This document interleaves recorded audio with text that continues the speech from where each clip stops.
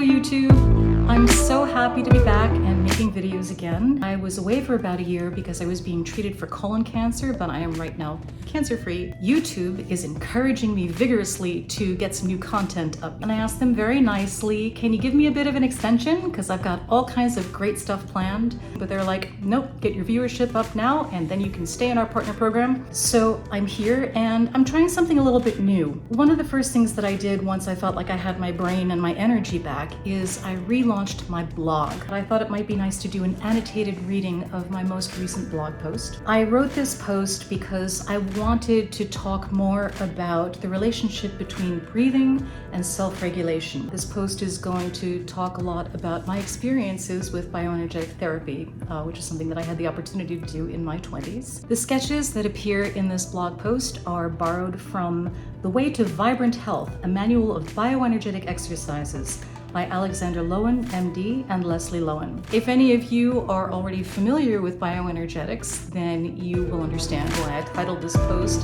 Smash.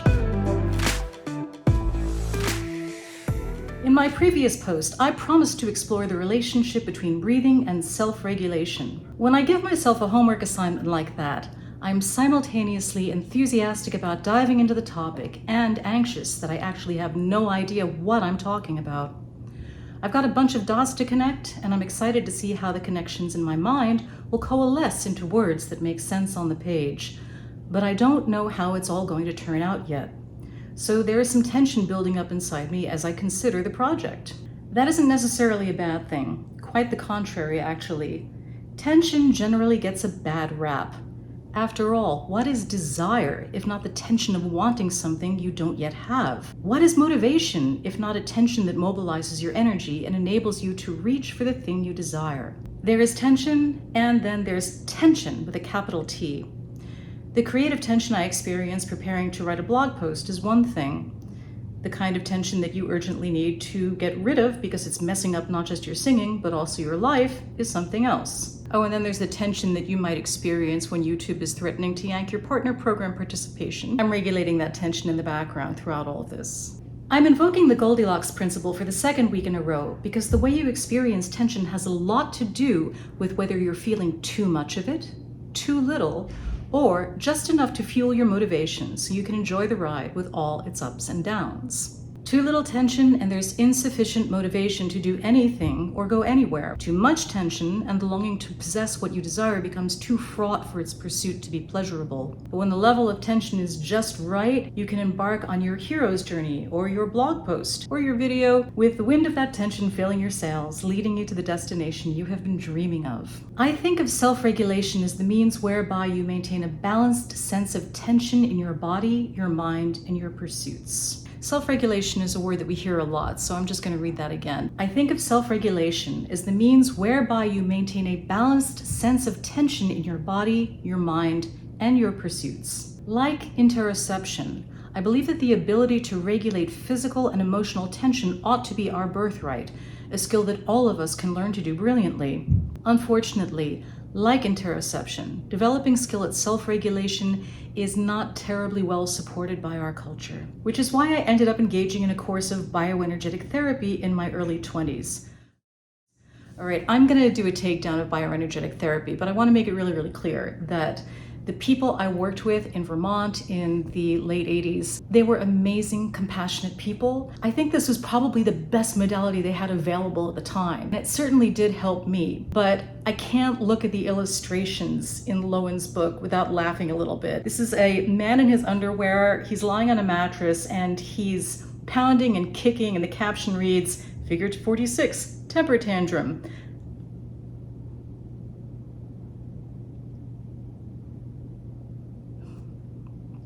Bioenergetics is premised on the idea that when we fail to regulate our feelings or integrate our experiences, we accumulate unresolved tension in our bodies and minds, leading us to develop physical and mental rigidity that limits both range of motion and range of emotion. Bioenergetic therapy involves the application of stress postures and strategies for mobilizing the breath, with a view to breaking down accumulated armor, restoring suppleness to our tissues, and promoting the free flow of our thoughts and feelings.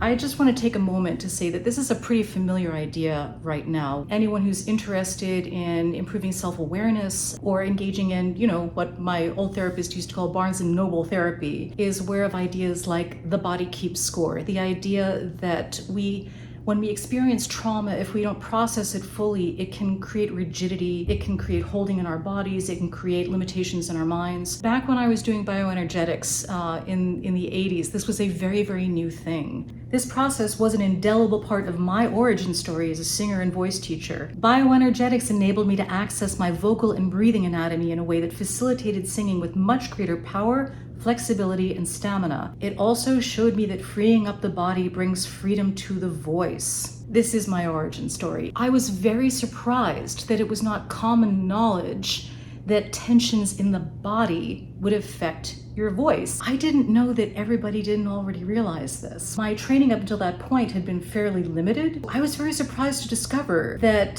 voice teachers didn't embrace the idea that tension in the body creates tension in the voice, that there weren't yet modalities designed to help singers free up their body so they could free up their vocal anatomy. And so I figured out pretty quickly that that was what I was going to end up focusing on as a voice teacher. I'm not necessarily recommending that you engage in bioenergetics. Bioenergetics was the means whereby I began to liberate my body and my voice from a surfeit of tension. But in retrospect, I don't feel that it offers us a healthy paradigm for developing skill at self-regulation. The stress postures were designed to escalate discomfort to the point that your whole body shakes uncontrollably and you can no longer resist the urge to scream. We were exhorted to kick and thrash on a mattress or pound on it with our fists or a tennis racket while breathing fast and deep, keeping our eyes focused and shrieking, "Get away from me!" or whatever obscenities happened to come to mind. The goal was to build up so intense a physical charge that it would override the defenses of our physical and mental armoring. We would get caught up in the momentum, pound and scream our faces off until we wore ourselves out and then collapse onto our vanquished mattresses. It sure felt traumatic,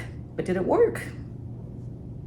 Kind of. My voice was sometimes hoarse for a week afterwards, and I was sore from head to toe. But boy, did that experience clean me out. I began to feel like I had more permission to express myself in moments when it would formerly have been my instinct to self-censor. I became capable of breathing more deeply, and a significant consequence of more range of motion plus more range of emotion was that, yes, my voice took on greater range and depth once the hoarseness abated. It was a really remarkable experience because before doing bioenergetics, I had so much rigidity in my throat and my jaw and my tongue that I had very limited options for dynamics and resonance when I tried to sing. My voice generally had a rather abrasive tone, shallow resonance, and I had to work really hard just to get my chords to vibrate. And so when all of that tension started to let down and this voice started emerging, it was like the most amazing thing in the world because I had always wanted to sing, but I didn't think that it was ever going to be possible for me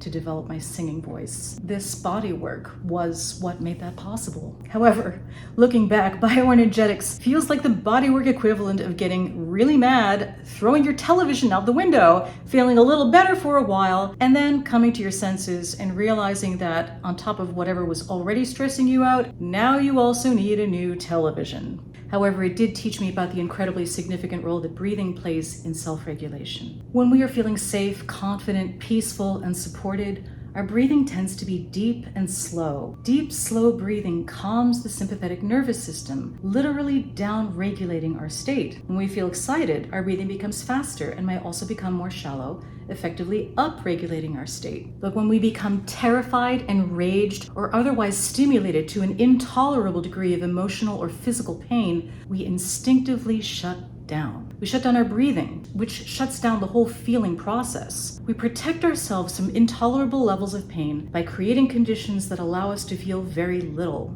If we face intolerable levels of pain on an ongoing basis, we may habituate patterns of shallow breathing or holding our breath just in order to get from one day to the next without continually screaming or lashing out. Over time, habituated patterns of tensing against anticipated pain can turn into the kind of chronic tension that bioenergetics tries to unpack. So what's the alternative?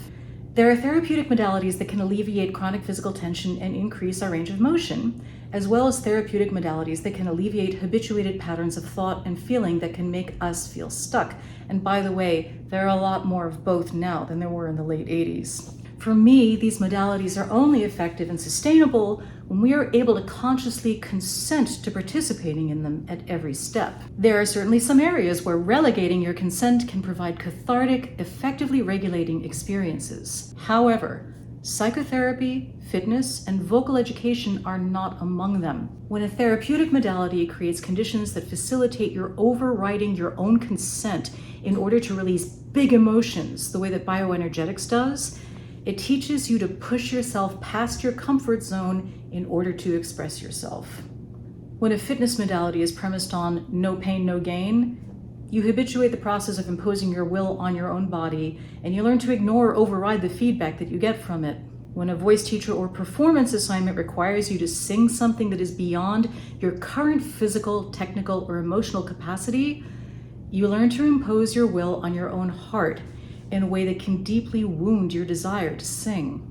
After all, what is desire, if not the tension of wanting something you don't yet have? The desire to develop skill at singing is a tension that not only deserves good ongoing balance and regulation, its fulfillment requires ongoing balance and regulation. Singing requires full breathing and emotions that flow freely. We cannot sing anything that we do not consent to express with all our being. At least not very well or very joyfully. I'm not a therapist, and it is thus outside the scope of my practice to recommend a psychotherapeutic alternative to bioenergetics. However, I am a fitness trainer, and that means that it is within the scope of my practice to recommend and teach modalities that alleviate chronic physical tension and increase range of motion. Next week's post, we will cover strategies for freeing up your breathing that can be effective in the voice studio without posing a threat to your television, your mattress, or all of those nice people around you, right? So you know what to do. If you want next week's post, maybe I'll do this again. We'll see what kind of feedback I get from it. I would be so honored if you would subscribe to my ghost blog. I promise never to spam you. Thank you so much for watching.